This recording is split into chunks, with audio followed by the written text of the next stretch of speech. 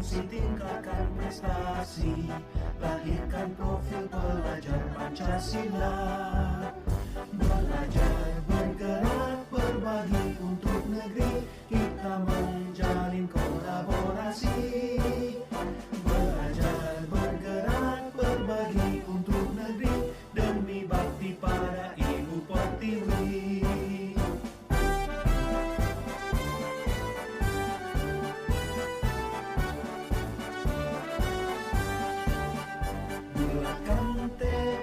Kuatkan hati, negeri ini memanggilmu kawan.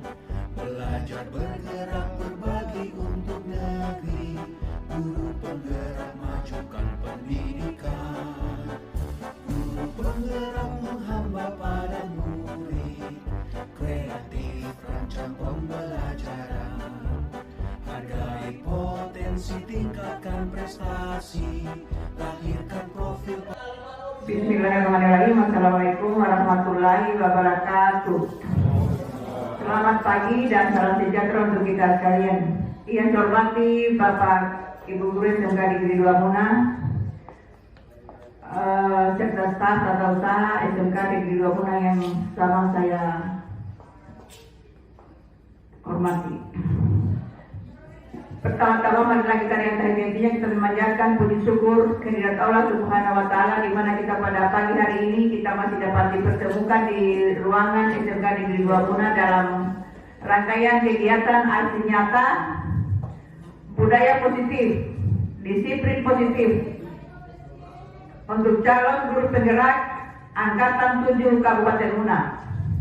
Bapak Ibu yang saya hormati, di dalam aksi nyata ini jadi saya sangat berterima kasih lewat kesempatan ini supaya teman-teman ke depan ini banyak yang mengikuti program guru penggerak. Jangan cuma satu orang. Saya kira kita di sini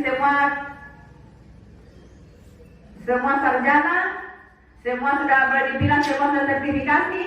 Jadi saya sangat harapan yang guru-guru muda supaya bisa mengikut jejak langkah sebagai guru penggerak. Saya kira itu mungkin. Sebagai pengantar seperti itu Pak, terima kasih. Jadi dengan ucapan Bismillahirrahmanirrahim, kegiatan aksi nyata budaya positif, disiplin positif untuk guru penggerak angkatan 7 Kabupaten Muna saya buka dengan resmi.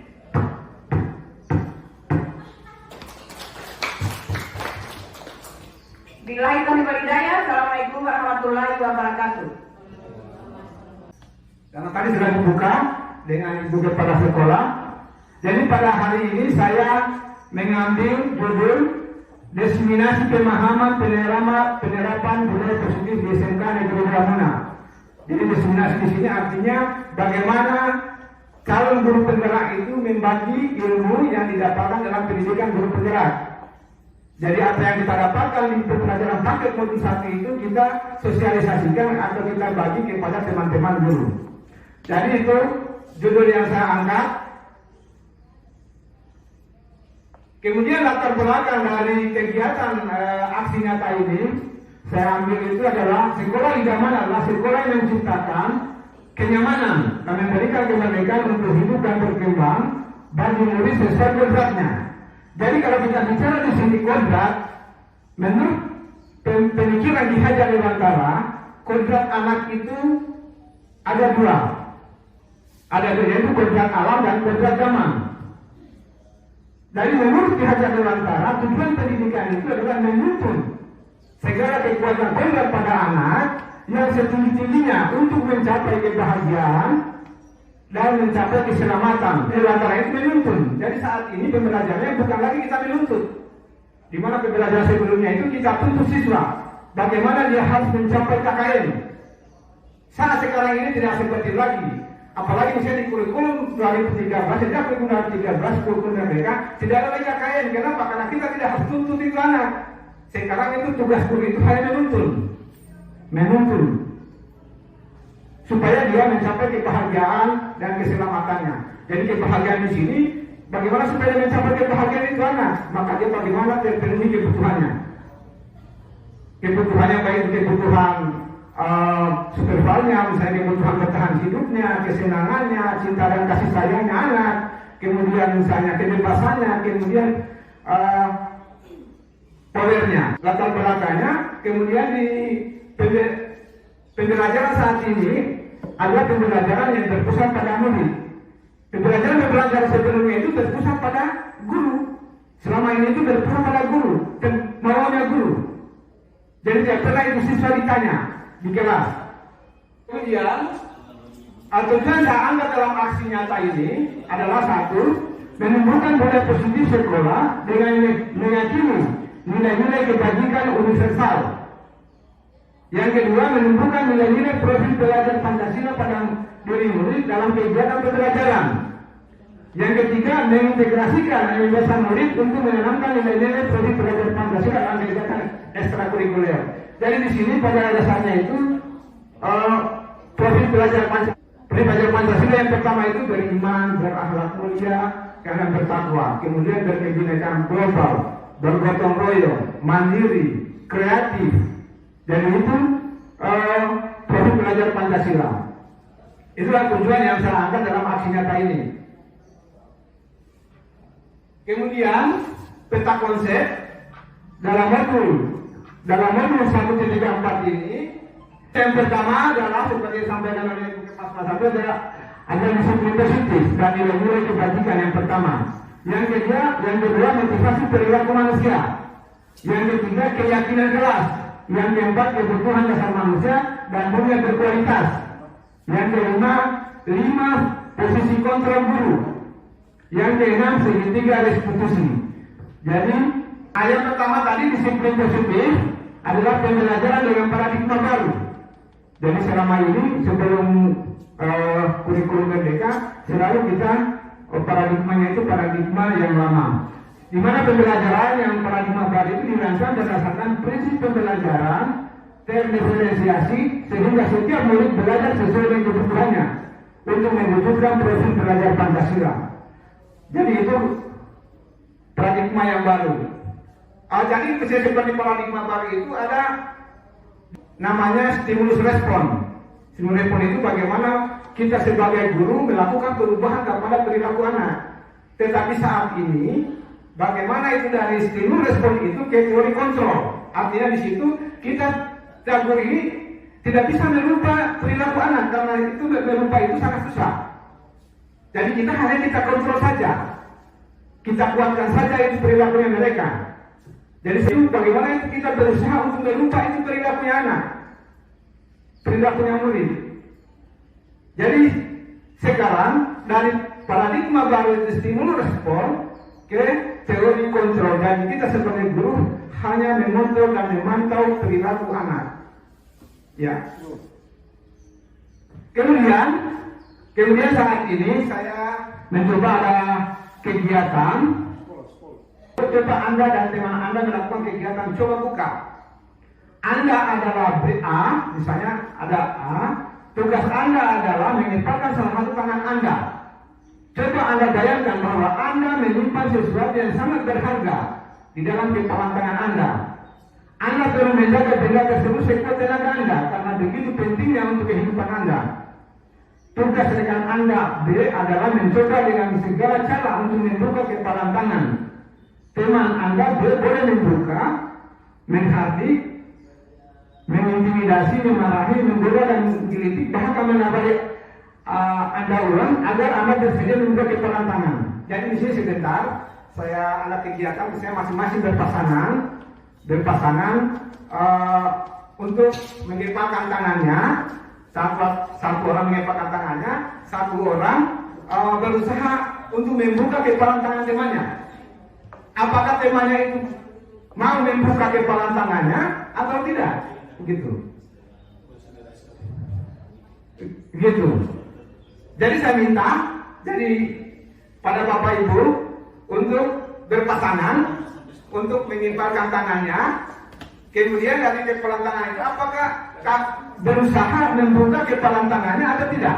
Coba saya minta kepada Bapak Ibu yang berpasangan orang. Ada yang Ya, terserah apa isinya dalam kepalan tangan Anda itu.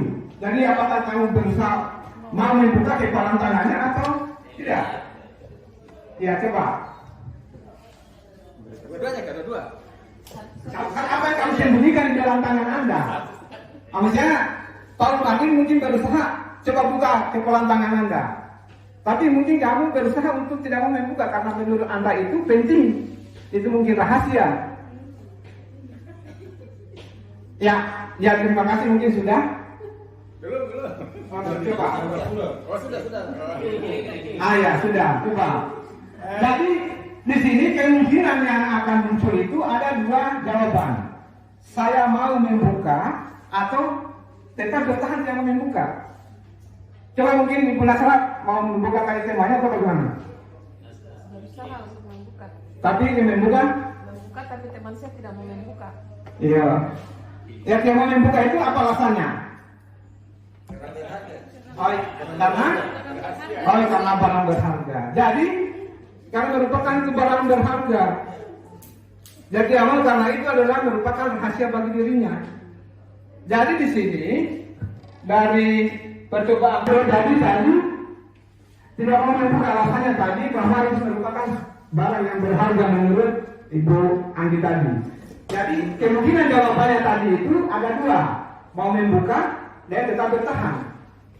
Jadi yang menjadi pertanyaannya, siapa yang mengontrol diri Anda pada saat tadi mau membuka atau tidak? Diri? Iya, jadi itu diri kita sendiri. Sama kita itu sebagai guru tidak bisa memaksakan kehendak kita kepada siswa. Karena siswa juga dia mau mengontrol dirinya sendiri. Jadi tidak bisa itu kalau misalnya anak dia tidak, misalnya dia karena yang namanya anak itu pasti memiliki minat, bakat dan kemampuannya sendiri. Jadi tidak bisa kita paksa kalau misalnya dia tidak mengerti matematika kita paksa sampai dia mengerti. Ya seperti itu. Dan kita di sini guru itu hanya sebatas menuntun saja. Jadi tidak boleh. Jadi tadi itu kesimpulannya tadi bahwa tidak ada yang bisa mengontrol diri kita selain diri kita. Jadi teman tidak bisa mengontrol saya juga tidak bisa mengontrol teman saya. Jadi itu masing-masing ada pada dirinya sendiri. Jadi tadi kemungkinan jawaban kita terhadap pertanyaan-pertanyaan tadi itu yang pertama dan kedua bervariasi antara yang bersedia membuka dan yang tetap bertahan untuk kepalan tangannya. Pertanyaan ketiga, siapa yang sesungguhnya mengontrol, yang megang kontrol, yang menutup kepalan tangan atau yang berusaha dengan segala cara untuk menutup kepalan tangan rekannya? Jadi jawabannya itu adalah tentu kita sendiri yang memegang kontrol atas kepalan tangan kita. Apakah kita membuka atau menutup kepalan tangan kita? Apakah kita membuka atau menutup kepalan tangan kita? Itu tergantung pada diri kita masing-masing. Sesuai dengan kebutuhan dasar miskonsepsi tentang makna kontrol. Jadi yang pertama itu emosi guru mengontrol murid. Pada dasarnya kita tidak dapat memaksa murid untuk berbuat sesuatu jikalau murid tersebut memilih untuk tidak melakukannya. Jadi sama dengan tadi kita, kalau misalnya murid itu dia tidak mau melakukannya, itu adalah tergantung pada dirinya sendiri. Kemudian yang kedua, ilusi bahwa semua penguatan positif efektif dan bermanfaat. Penguatan positif atau bujukan adalah bentuk-bentuk kontrol. Segala usaha untuk mempengaruhi murid agar mengurangi suatu perilaku tertentu adalah suatu usaha untuk mengontrol murid tersebut dalam jangka waktu tertentu. Kemungkinan murid tersebut akan menyadari dan mencoba untuk menolak bujukan kita, atau bisa jadi murid tersebut menjadi tergantung pada pendapat sang guru atau untuk berusaha. Kemudian yang ketiga ilusi bahwa kritik dan membuat orang yang sadar salah dapat menguatkan karakter. Kemudian yang keempat, ilusi bahwa orang dewasa memiliki hak untuk memaksa. Di sini, bagaimana seseorang itu bisa berubah dari paradigma stimulus respon menjadi kependekatan teori kontrol. Jadi stimulus respon itu artinya perubahan perilaku manusia, baik di dalam dirinya maupun di luar dirinya, mungkin dari pengaruh motivasi intrinsik maupun motivasi intrinsik atau motivasi ekstrinsik. Jadi perbedaannya sebelumnya itu pembelajaran sebelumnya itu stimulus respon. teori kontrolnya misalnya begini, realitas kebutuhan yang sama. Pada teori stimulus sektor itu realitas kebutuhan yang sama. Sekarang teori kontrol itu realitas kebutuhan kita berbeda-beda. Jadi kebutuhan manusia itu adalah berbeda-beda. Kemudian stimulus sektor yang kedua, semua orang melihat hal yang sama. Pada teori kontrol, setiap orang memiliki gambaran yang berbeda. Kemudian ketiga, kita mencoba mengubah orang lain agar berpandangan sama dengan kita. Jadi mungkin menurut pemikiran kita, misalnya seperti kita mengajar di dalam ruang kelas, menurut kita itu anak mengerti. Padahal anak itu mungkin dia tidak mengerti atau dia paham. Jadi menurut kita itu anak bahwa sudah mengerti semua di dalam satu kelas. Padahal anak itu mungkin hanya satu atau dua orang mengerti. Sekarang pada teori kontrol kita berusaha memahami pandangan orang lain tentang dunia. Kemudian berikutnya, respon berikutnya, orang lain bisa mengontrol saya. Teori kontrol hanya Anda yang bisa mengontrol diri sendiri. Jadi dulu itu pemahamannya bahwa kita bisa menguasai siswa, bisa kita mengontrol mereka. Ternyata mungkin dalam teori kontrol ini bahwa kita tidak bisa mengontrol mereka, hanya diri mereka dia sendiri yang bisa mengontrol dunia. Kemudian yang 5, saya bisa mengontrol orang lain. Pada stimulus sektor, kemudian sekarang teori kontrol itu Anda tidak bisa mengontrol orang lain. Sama yang tadi pada waktu kepalan tangan itu mau membuka atau mau membuka itu adalah tergantung dirinya sendiri. Karena saya juga tidak bisa mengontrol dia juga tidak bisa mengontrol saya. Gitu. Kemudian yang keenam, pemaksaan ada pada saat berjuang gagal. Kemudian yang teori kontrolnya itu kolaborasi dan konsensus menciptakan pilihan-pilihan yang baru. Yang ketujuh, model terpikir itu menang kalah. Kalau misalnya pada stimulus respon itu menang yang kalah, tapi sekarang itu menang-menang. Artinya di situ tidak ada yang seperti saat ini di kurikulum K13 atau kurikulum mereka itu tidak ada lagi juara di situ, tidak ada lagi ranking. Semua satu kelas itu mereka juara semua. Jadi tidak ada lagi di sini sekarang diberikan ranking satu ranking seterusnya. Jadi semua itu pemenang semua di dalam kelas itu. Jadi tidak ada lagi itu dari kurikulum K13 sampai kurikulum mereka itu sudah tidak ada lagi ranking di situ. Karena di situ semua pemenang, semua juara, gitu. Akhirnya sekarang kita masuk kepada disiplin. Tadi disiplin. Ketika kita mendengar kata disiplin, apa yang terbaik di benak kita?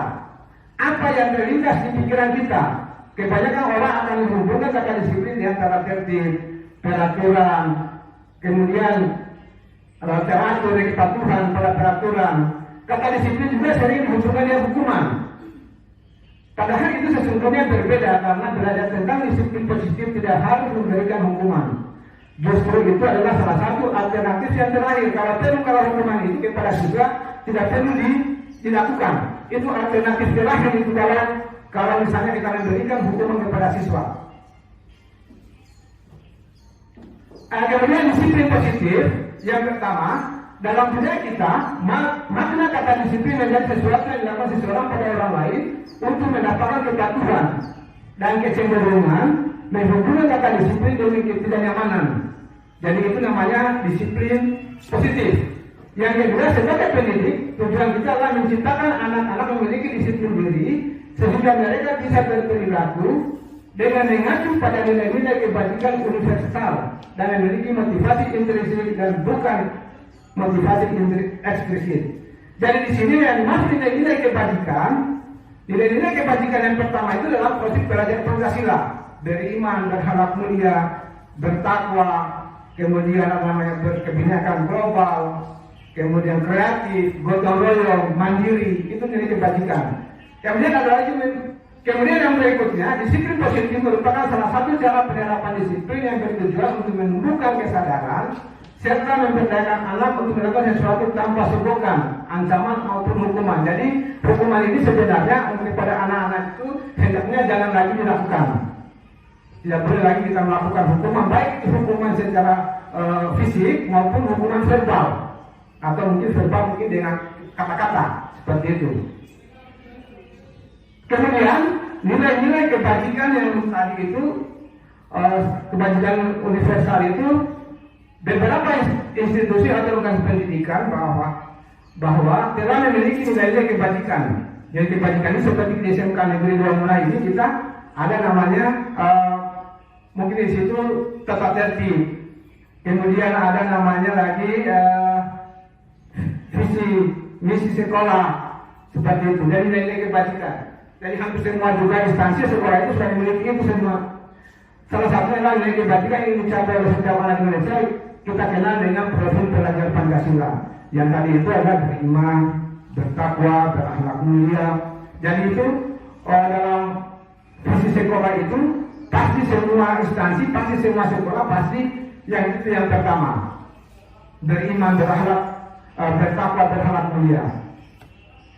Kemudian bisa disimpulkan bahwa sebagai institusi organisasi saling memiliki nilai kebajikan yang sama karena nilai tersebut bersifat universal dan lintas bahasa suku bangsa atau latar belakang. Jadi itu nilai kebajikan itu semua suku, semua agama itu pasti memiliki itu. Kemudian nilai-nilai kebajikan yang saya angkat di sini pertama itu adalah profil pelajar Pancasila. Beriman, bertakwa kepada Tuhan Yang Maha Esa dan berakhlak mulia yang pertama. Yang kedua mandiri, bernalar kritis, berpendidikan global, dan gotong royong kreatif. Jadi salah satunya misalnya pada hari ini kita saling berkolaborasi dalam aksi nyata saya, itu namanya gotong royong.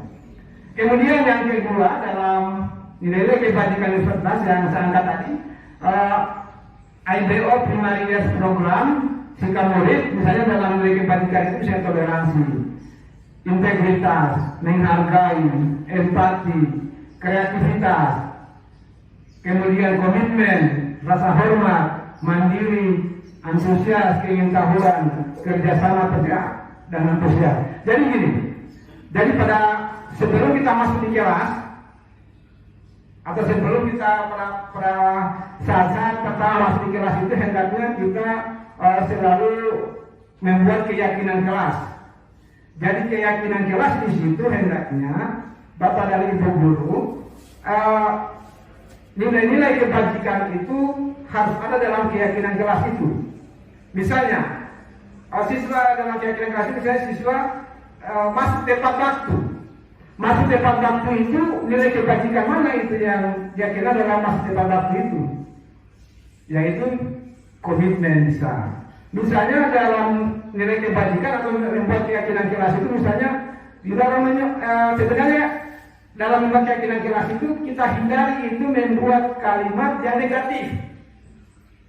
Misalnya begini, kalau kalimat negatifnya itu saya dilarang membuang sampah sembarangan. Jadi kalau kita buat sebagai kalimat positif kira-kira bagaimana menurut Bapak Ibu?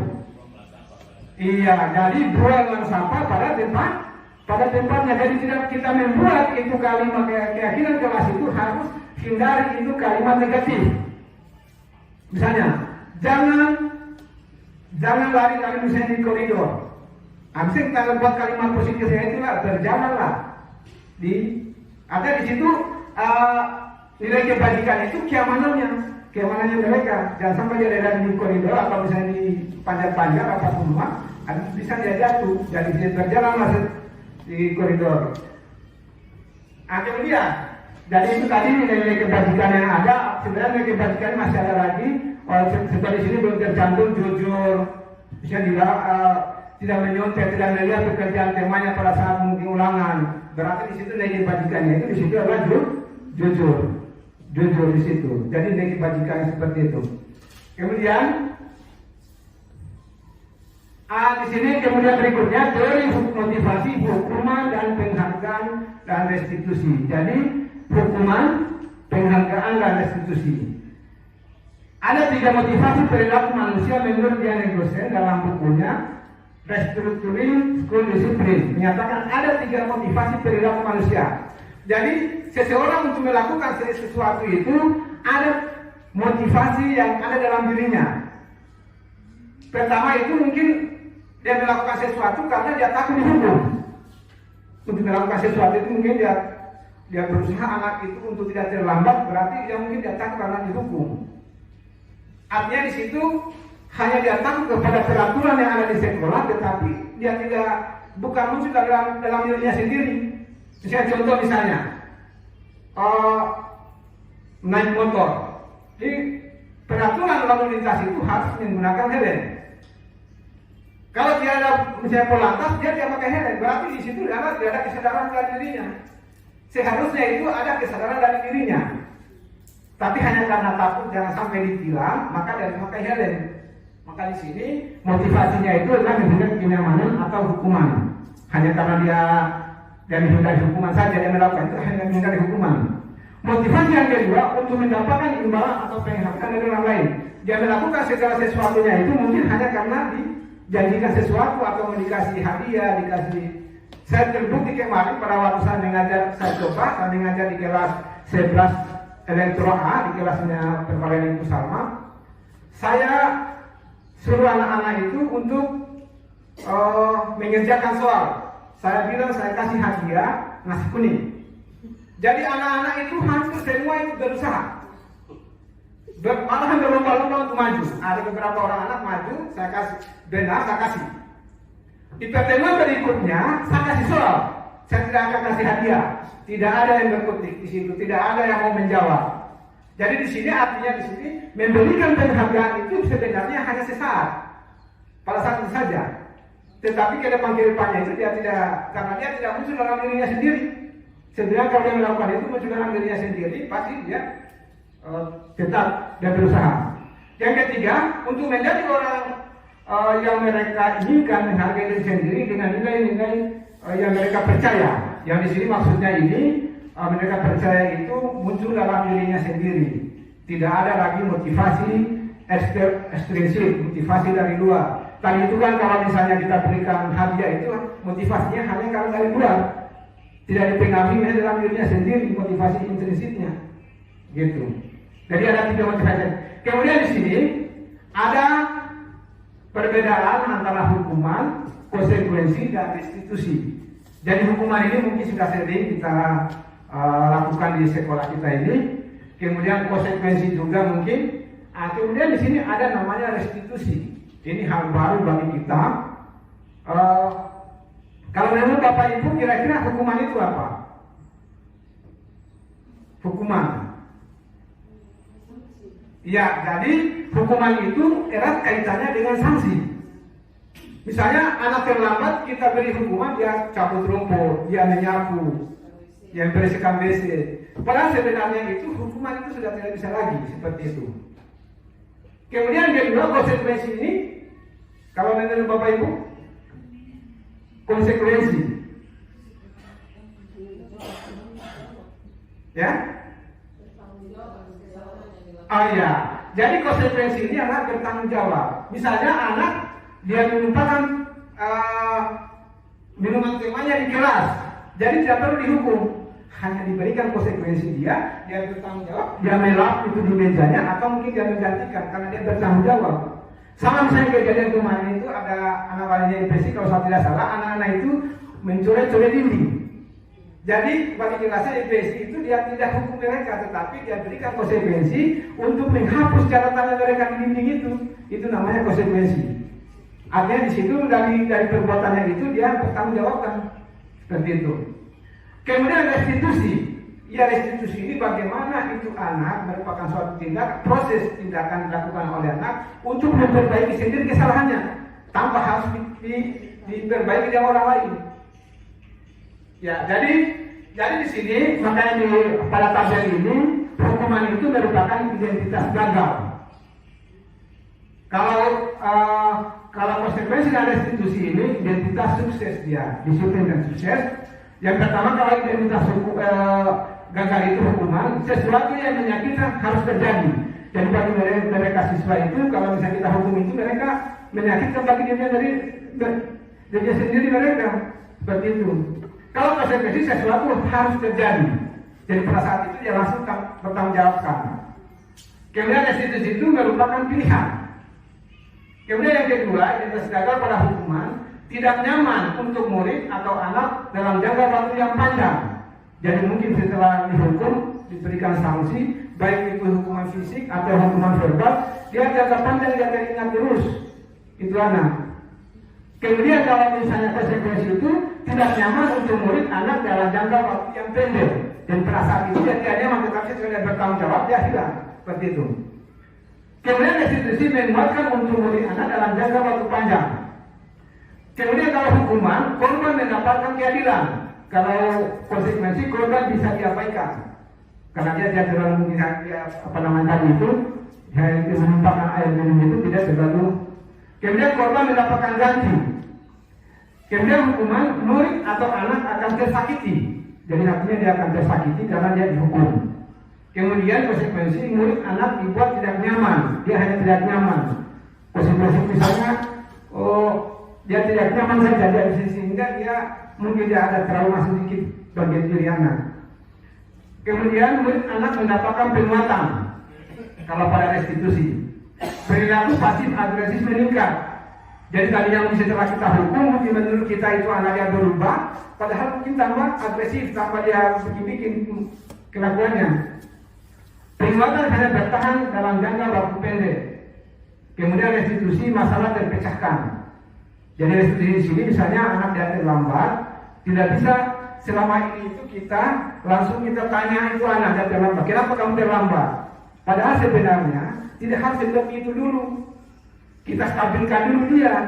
Stabilkan dulu itu artinya bahwa Pak Guru juga pernah terlambat. Pak Guru juga pernah melakukan kesalahan seperti itu. Ya, jadi melakukan kesalahan itu adalah manusiawi. Karena tidak ada manusia dengan sempurna. Kita stabilkan dulu dia. Setelah kita stabilkan, kita validasi dia. Kita tanya dia, kan tadi kenapa tadi terlambat? Kenapa terlambat? Oh, saya bikin alasan seperti ini. Kemudian kita sampaikan bahwa pernah ada keyakinan kelas yang kita buat bahwa itu masih tepat waktu. Kita ingatkan dia. Masih ingatkan kamu? Masih ingatkan tentang keyakinan kelas yang telah kita sepakati di kelas? Masih Pak. Apa itu? Misalnya, tepat waktu. Sekarang kita tanya, bagaimana caranya supaya kamu tidak terlambat lagi? Nanti kita tanya seperti itu. Jadi dia bisa selesaikan sendiri. Caranya, saya begini bahasa cepat bangun, kemudian cepat tidur, kemudian cepat bangun. Setelah itu, bagaimana caranya harus selesaikan itu? Kamu yakin? Saya yakin Pak, tidak diulangi lagi. Jadi tidak bisa kita langsung polis anak, kita tanya, kenapa kamu terlambat? Langsung kita hukum. Itu yang namanya restitusi. Restitusi itu tidak merupakan suatu proses yang dilakukan. Anak itu menyelesaikan permasalahannya sendiri, tidak diselesaikan oleh orang lain. Kemudian untuk hukuman, sistem tidak akan berjalan bila murid tidak takut. Dan di sini hanya dia hukuman itu hanya faktor takut saja. Makanya di sini hukuman itu dianggap sebagai identitas gagal. Kemudian konsekuensi memerlukan monitoring dan supervisi terus-menerus dari guru. Sedangkan restitusi, murid belajar bertanggung jawab untuk perilakunya. Jadi restitusi di sini dia bertanggung jawab perilakunya sendiri. Kemudian berikutnya, berlaku hanya pada sebuah institusi, tidak berlaku pada kehidupan yang nyata. Konsekuensi membantu penyerapan mengikuti peraturan dalam masyarakat. Kemudian restitusi fokus pada pemecahan masalah dalam jangka waktu panjang. Kemudian sebuah cara menanamkan disiplin pada positif pada murid. Tadi itu dikatakan restitusi. Restitusi adalah proses menciptakan kondisi bagi murid untuk memperbaiki kesalahan mereka sendiri, sehingga mereka bisa kembali pada kelompok mereka dengan karakter yang lebih kuat. Jadi ini yang disampaikan oleh pakar pendidikan yang dosen tahun 2004. Dan itu restitusi. Jadi sekarang itu yang diharapkan itu adalah secara pembelajaran ke depan itu adalah restitusi. Kemudian di sini kita masuk kepada keyakinan kelas. Tadi saya sudah menyinggung tentang keyakinan kelas. Mengapa keyakinan kelas bukan peraturan? Nilai-nilai dibagikan bahwa menekankan pada keyakinan seseorang akan lebih memotivasi seseorang dari dalam diri sendiri.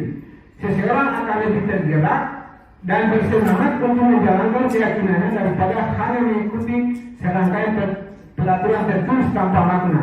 Dan selama ini kita di SMK Negeri Dua ini peraturan sekolah atau mungkin namanya tata tertib sekolah. Jadi ke depan itu bagaimana kita mulai beralih kepada keyakinan kelas. Jadi setiap pada satunya apalagi di tahun baru, tahun ajaran baru ke depan, buat memang kesepakatan kelas dengan siswa. Jadi dia melanggar berarti dia melanggar kesepakatan kelas yang telah dibuat bersama, seperti itu. Kemudian yang berikutnya 5 kebutuhan dasar manusia. Ada 5 kebutuhan dasar manusia. Seperti yang dikatakan oleh Ki Hajar Dewantara itu, tujuan pendidikan itu adalah menuntun segala kekuatan kodok pada anak untuk mencapai kebahagiaan yang setinggi-tingginya dan keselamatan setinggi-tingginya sesuai dengan kodrat alam dan kodrat zaman. Jadi di sini kebutuhan seseorang itu, misalnya kita saja, bagaimana kalau misalnya mau bahagia? Kalau misalnya kebutuhannya kita tidak terpenuhi. Jadi kalau sudah misalnya kita terpenuhi semua kebutuhan kita, 5 kebutuhan dasar ini, maka pasti hidupnya kita bahagia. Kebutuhan yang pertama itu adalah kebutuhan untuk bertahan hidup. Misalnya bertahan hidup itu makan, minum, pakaian, keamanan. Di situ namanya kebutuhan bertahan hidup. Kemudian yang kedua, kebutuhan kasih sayang dan rasa diterima. Jadi saya siswa, biasa kita kadang-kadang kita melihat siswa itu di kelas, dia cari perhatian sama guru. Itu tidak apa-apa, karena itu siswa itu dia mencari kebutuhannya tentang kasih sayang. Misalnya begini, anak itu dia menggambar bagus gambarnya. Kemudian bu gurunya mungkin dia tidak hiraukan. Dia tidak hiraukan bu gurunya, dia tidak puji, bu gurunya tidak puji. Anak itu, kenapa bu guru bagusnya gambarku tapi tidak dilihat gambarku? Di situ yang dia butuhkan itu anak kasih sayang, rasa kasih sayangnya. Jadi sama kita itu di kelas. Jadi anak-anak itu dia cari perhatian itu, dari yang dia butuhkan itu adalah kasih sayang. Jadi perhatian, dikasih, diterima di lingkungannya, itu namanya kebutuhan kasih sayang. Kemudian ketiga, kebutuhan kebebasan. Sudah dong, kebutuhan akan pilihan, misalnya dia mandiri, dia mengerjakan tugasnya itu sendiri, dia tidak mau kerja secara berkelompok. Kemudian otonom, suka mencoba hal-hal yang baru, itu namanya kebutuhan kebebasan. Misalnya seperti ini, ada seorang anak mungkin di kelas pada saat pelajaran mungkin matematika, anak itu acuh tak acuh, dia tidak memperhatikan, kita suruh dia menulis mungkin dia tidak mau, tinggal dia tidur. Itu kebutuhan yang dia anak itu adalah kebutuhan kebebasan, dia mau bebas seperti itu, karena mungkin dia tidak minat dan tidak bakat dengan pelajaran matematika. Kemudian yang berikutnya kebutuhan kesenangan. Kebutuhan kesenangan di sini anak itu bagaimana dalam mengajar itu, setidaknya kita memberikan mungkin kesenangan itu permainan atau exciting. Misalnya di situ sebelum pada saat sela-sela pelajaran mungkin 2 jam atau 3 jam kita berikan exciting. Jadi di situ dia senang. Di situ kebutuhan anak itu adalah namanya kebutuhan kesenangan. Kemudian yang kelima, kebutuhan penguasaan atau power. Kebutuhan akan mengapa misalnya prestasi, kepemimpinan, prestasinya, kemudian keterampilannya, kemudian kebutuhan dia supaya akan diakui, itu namanya kebutuhan penguasaan atau power. Kemudian ada 5 posisi kontrol. 5 posisi kontrol terdapat seorang guru atau orang tua atau atasan dalam melakukan kontrol. Kelima posisi tersebut adalah yang pertama berhitung. Kita seorang guru di SMK Negeri Ruang Mena ini. Posisinya kita itu kita mengontrol anak-anak itu. Yang pertama itu posisi kita sebagai penghukum, guru sebagai penghukum. Dia terlambat kita hukum.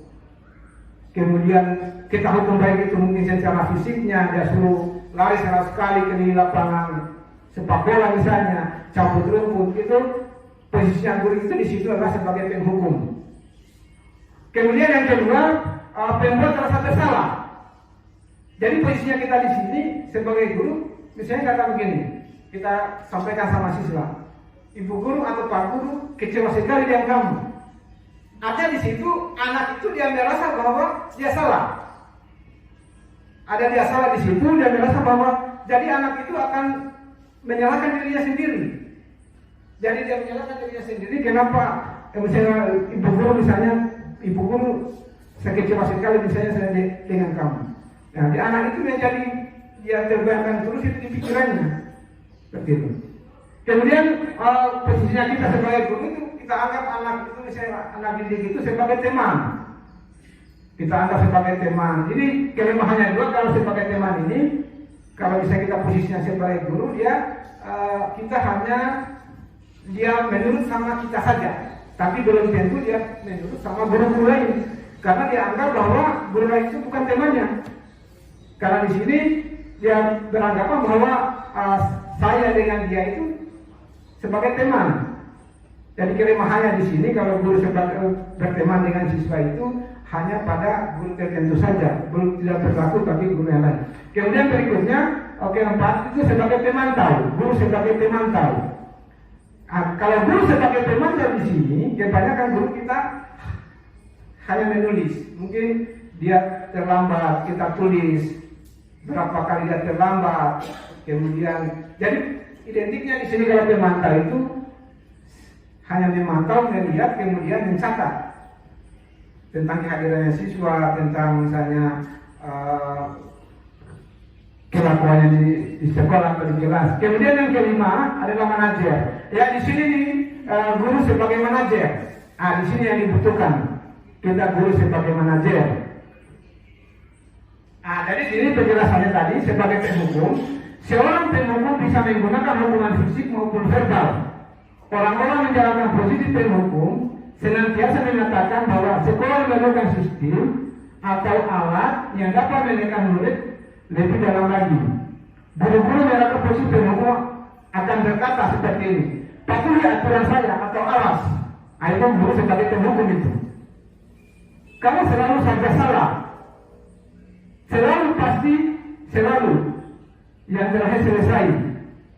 Guru seperti ini senantiasa percaya hanya ada satu cara agar pembelajaran bisa berhasil, yaitu cara dia. Itu guru sebagai penghukum. Dan menurut dia sudah seperti itu menurut Bapak dan Ibu guru. Kemudian yang kedua, pembuat merasa terserah. Pada posisi ini biasanya guru akan bersuara lebih lembut. Pembuat merasa tersalah akan menggunakan keheningan yang membuat orang lain merasa tidak nyaman, bersalah atau rendah diri. Kata-kata yang kira dan lembut akan seperti ibu guru sangat kecewa sekali dengan kamu, bisa seperti itu. Bahasa-bahasanya ibu guru. Kemudian berapa kali Bapak harus memberitahukan kamu ya, kalau misalnya itu gurunya laki-laki. Gimana coba kalau orang tua kamu tahu kamu berbuat begini? Jadi di posisi ini murid akan memiliki penilaian diri yang buruk tentang diri mereka sendiri. Murid merasa tidak berharga dan telah mengecewakan orang-orang yang disayanginya. Jadi di sini kita posisi guru sebagai merasa orang bersalah. Kemudian yang ketiga, tadi itu posisi kontrol guru sebagai teman. Sebagai teman, guru pada posisi ini tidak akan menyakiti murid, namun akan tetap berupaya mengontrol murid melalui persuasi. Jadi misalnya antara guru dengan siswa itu dianggap bahwa temannya. Misalnya begini kata-katanya, ayo bantulah demi Bapak ya. Jadi di situ kita bicara seperti itu karena kita anggap bahwa anak itu teman kita. Ayo ingat, tidak bantu Bapak selama ini. Ya sudah kali ini tidak apa-apa, nanti ibu bantu bereskan. Dan seperti kata-kata seperti itu namanya guru sebagai teman. Kemudian berikutnya sebagai pemantau. Memantau berarti mengawasi. Kita mengawasi anak-anak kita. Pada saat ini kita mengawasi, kita bertanggung jawab atas perilaku orang-orang yang kita awasi. Posisi pemantau berdasarkan peraturan-peraturan dan konsekuensi. Jadi kita peraturan-peraturan di sekolah. Kemudian dengan menggunakan sanksi atau konsekuensi, kita dapat memisahkan hubungan pribadi kita dengan murid. Sebagai seorang yang menjalankan posisi pemantau, pertanyaan-pertanyaan yang diajukan oleh Bapak Ibu guru bisa begini. Peraturan apa? Misalnya di sini yang melanggar anak itu sudah terlambat. Kamu tidak ingat ada peraturan yang ada di sekolah. Apa yang telah kamu lakukan? Sanksi atau konsekuensi apa? Seorang pemantau sangat mengandalkan perhitungan, catatan, data yang dapat digunakan sebagai bukti atau perilaku. Biasa kita tulis di absen. Berapa kali ini tidak masuk? Itu namanya posisi guru sebagai pemantau. Dia lebih mencatat. Posisinya akan menggunakan stiker atau slip catatan atau daftar cek. Posisi pemantau sendiri berawal dari teori stimulus respon yang menunjukkan tanggung jawab guru dalam mengontrol murid. Kemudian yang kelima, di sini yang diinginkan itu adalah saat ini guru itu sebagai manajer. Jadi pada posisi manajer, kita seharusnya itu berada pada posisi yang ini. Karena kalau posisi penghukum juga itu merupakan identitas yang gagal. Sekarang kita bagusnya itu sebagai manajer. Posisi terakhir manajer adalah posisi di mana guru berbuat sesuatu bersama dengan murid, mempersilahkan murid mempertanggungjawabkan perilakunya, mendukung murid agar menemukan solusi atas permasalahannya sendiri. Jadi itu adalah posisi seorang manajer. Kata-kata yang digunakan biasa pada posisi manajer ini, apa yang kita yakini, seperti tadi keyakinan kelas tadi itu, apa yang kau meyakininya? Jika kau meyakininya, apa kau bersedia memperbaikinya? Jika kau memperbaiki hal ini, menunjukkan apa tentang diri kamu. Jadi di sini posisi manajer ini sama dengan restitusi tadi, suatu proses yang dilakukan, tindakan dilakukan, anak itu memperbaiki kesalahannya sendiri. Jadi kata-katanya itu bisa tanyakan keyakinan kelas yang telah disepakati di kelas. Kemudian ada 5 posisi kontrol restitusi. Tadi telah ada namanya identitas gagal, guru perilaku kontrol negatif. Kemudian ada kalau penghukum itu dia identitas gagal atau perilaku kontrol negatif. Kemudian identitas berhasil sukses, perilaku kontrol positif. Jadi tadi sudah jelaskan tadi tentang 5 posisi kontrol tadi. Kemudian yang terakhir ada namanya segitiga restitusi. Segitiga restitusi. Pada segitiga restitusi ini ada 3 sisi. Sisi yang paling bawah itu di dasar namanya menstabilkan identitas. Setiap orang menstabilkan identitas. Setiap orang pasti pernah melakukan kesalahan. Kemudian kamu bukan satu-satunya yang pernah melakukan ini. Kemudian pada sisi berikutnya, validasi tindakan yang salah. Jadi setelah kita anak-anak itu misalnya kalau kata misalnya anak itu yang mencontek, jangan langsung kita tegur di kelas. Setelah selesai ulangan misalnya, panggil siswa atau muridnya menghadap, kemudian tanya. Yang pertama tadi itu yang paling bawah paling dasar itu menstabilkan identitas dulu. Setiap orang pernah melakukan kesalahan. Tadi kenapa Pak Guru tadi misalnya kenapa Pak Guru panggil di sini? Bilang, tidak tahu Pak. Oh tadi pada waktu bulanan, misalnya kamu, Pak Guru melihat kamu itu melihat jawaban temannya. Betul tidak? Oh betul Pak. Misalnya ada kata begini, misalnya berarti kamu sudah mencontek. Iya Pak betul mencontek. Tidak apa-apa. Langsung tidak apa-apa mencontek. Pak Guru juga pernah mungkin melakukan kesalahan. Tadi semua manusia itu pernah melakukan kesalahan. Tidak ada manusia di dunia ini yang sempurna. Pasti pernah melakukan kesalahan. Kita saksikan dulu dia. Jangan langsung dimarahi. Stabil identitasnya dulu. Kemudian setelah stabilkan identitasnya, yang berikutnya itu validasi tindakan yang salah. Pertanyaannya, kamu tentu punya alasan mengapa melakukan itu. Kamu punya alasan. Tanya, kamu mungkin punya alasan. Kenapa kamu melakukan? Kenapa kamu mencontek? Oh mungkin tadi malam Pak saya tidak belajar karena mungkin saya main HP, saya nonton bola, ya apapun alasannya anak-anak. Kemudian setelah kita lakukan tindakan yang salah, tanyakan keyakinannya, tanyakan keyakinan yang telah disepakati di kelas, ditanyakan keyakinan yang disepakati di kelas. Setelah misalnya kita stabilkan validasi tindakan salah tadi itu, saya Pak Guru tidak mencari siapa yang salah. Pak Guru tidak mencari, saya panggil di sini, Pak Guru tidak mencari siapa yang salah atau siapa yang benar, tidak. Tapi Pak Guru hanya ingin mau mencarikan solusi yang baik untuk misalnya siapa. Nah, kemudian kita tanya keyakinan kelas. Sekarang masihnya keyakinan kelas yang telah kita sepakati. Oh masih Pak, apa itu? Oh berarti mungkin di situ keyakinan kelas ada mencontek itu berarti anak itu kebajikannya dan tidak jujur. Oh harus jujur Pak. Ya. Berarti setelah kamu misalnya kamu tidak jujur seperti itu, bagaimana caranya supaya kamu tidak mencontek lagi? Jadi setelah itu kita tanya keyakinan ikhlas, katanya bagaimana kamu supaya tidak mencontek lagi? Oh, saya akan belajar Pak. Saya akan menjawab mungkin soal itu dengan semampu saya. Seperti itu. Kamu yakin? Oh, saya yakin Pak, insya Allah. Bisa seperti itu, anak seperti itu. Tidak mengulangi lagi? Tidak. Jadi anak itu, kesalahannya itu bukan kita yang selesaikan, tetapi anak sendiri itu yang menyelesaikan permasalahan sendiri. Makanya di situ namanya segitiga restitusi. Segitiga restitusi itu yang pertama itu adalah menstabilkan identitasnya dulu. Selama ini kita pernah melakukan ini, tetapi mungkin langsung lompat kepada tindakan yang salah. Langsung kita tanya, kenapa kamu menyontek? Kita langsung di situ, kita stabilkan ini mana? Jadi di sini biasa pernah kita lakukan, mungkin bahkan sering kita lakukan, tetapi tidak menggunakan segitiga restitusi ini. Jadi segitiga restitusi dia stabilkan dulu identitasnya, kemudian tanya kenapa dia melakukan itu, variasi tindakan yang salah, kemudian setelah itu katakan keyakinan yang pernah kita sepakati di kelas atau di sekolah, kemudian dia bisa menyelesaikan permasalahan sendiri. Jadi itu, dari posisi ini, pada posisi ini adalah kita guru itu bertindak sebagai manajer.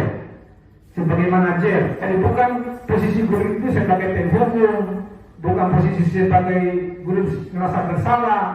Kita posisi di sini bukan sebagai teman, bukan sebagai pemantau, tetapi di sini usahakan ke depan kita bertindak itu guru sebagai manajer. Artinya di situ sebagai manajer itu kita tahu dulu, kita stabilkan dulu dia, kemudian kita tanya kenapa dia melakukan itu sampai dia menyelesaikan sendiri permasalahannya itu. Jadi itu mungkin apa yang telah saya paparkan di sini tentang diskriminasi pemahaman budaya positif dan disiplin positif. Mungkin setelah ini mungkin ada yang bisa menanyakan apa yang telah saya paparkan tadi, mungkin tidak mungkin memberikan penguatan tentang materi yang saya sajikan tadi. Jadi saya persilakan mungkin ada yang bisa memberikan penguatan mungkin atau mungkin bertanya. Mungkin Pak Ina mungkin bisa menambahkan mungkin.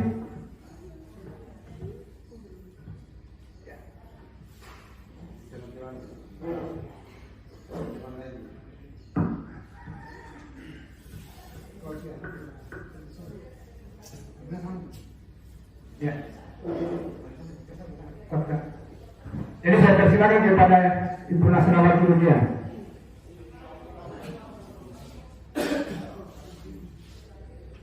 Terima kasih atas kesempatan yang diberikan kepada saya untuk sedikit memberikan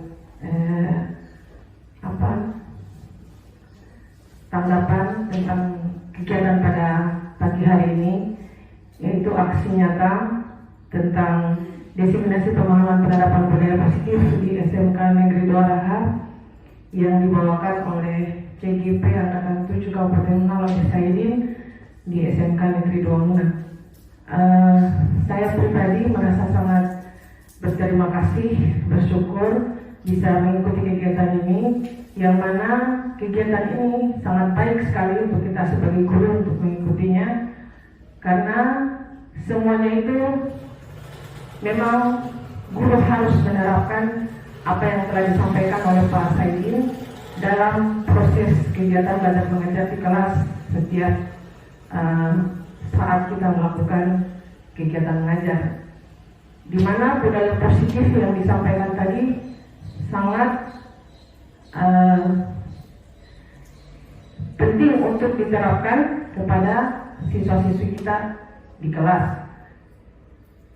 Seperti yang telah disampaikan tadi, berupa hukuman. Terus terang saya pribadi restitusi tadi masih sangat baru ya bagi saya, dan alhamdulillah dengan mengikuti kegiatan ini saya sudah memahami itu semua, apa bedanya hukuman, konsekuensi dan restitusi, karena semua akan kita alami di kegiatan belajar mengajar, aplikasinya itu pasti kita terapkan di kelas. Dan kita sebagai guru harus tahu itu. Dan kita tidak bisa menyalahkan mutlak, kesalahan ada pada siswa. Kita harus juga bisa koreksi diri, apakah kita sudah betul-betul menjadi guru yang baik dan benar dan disenangi oleh siswa-siswi kita di kelas. Saya kira itu. Terima kasih. Saya akhiri. Wassalamualaikum warahmatullahi wabarakatuh. Terima kasih banyak kepada Ibu Sri Trinawat Nasrabati Ludia. Tadi tentang budaya positif tadi, tentang restitusi. Memang restitusi ini selama ini tidak pernah kita lakukan. Bahkan namanya saja saya nanti sudah pada pendidikan guru penggerak ini saya tahu tentang restitusi ini. Selama ini kita hanya hukuman saja sama konsekuensi. Jadi mungkin untuk sekarang ini saya ucapkan terima kasih banyak kepada rekan-rekan guru SMK Negeri 2 Raha yang telah meluangkan waktunya hadir di tempat ini dalam rangka kita berkolaborasi tentang aksi nyata saya dalam modul 1.4 budaya positif, di mana tadi budaya positif itu ada terjadi di beberapa materi menyangkut teori motivasi, kemudian kebutuhan dasar manusia, kemudian restitusi, dan disiplin. Jadi mudah-mudahan ini bisa kita aplikasikan, kita implementasikan di SMK Negeri 2 Muna ini. Jadi mungkin itu saja mungkin pemaparan dari saya. Saya ucapkan terima kasih banyak kepada rekan-rekan guru. Saya ucapkan billahi taufiq wal hidayah. Wassalamualaikum warahmatullahi wabarakatuh.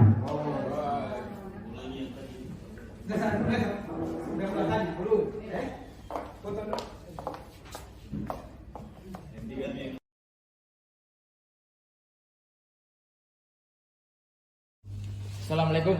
Waalaikumsalam, masuk. Silakan duduk Hamdan. Gimana kabarnya hari ini? Alhamdulillah baik.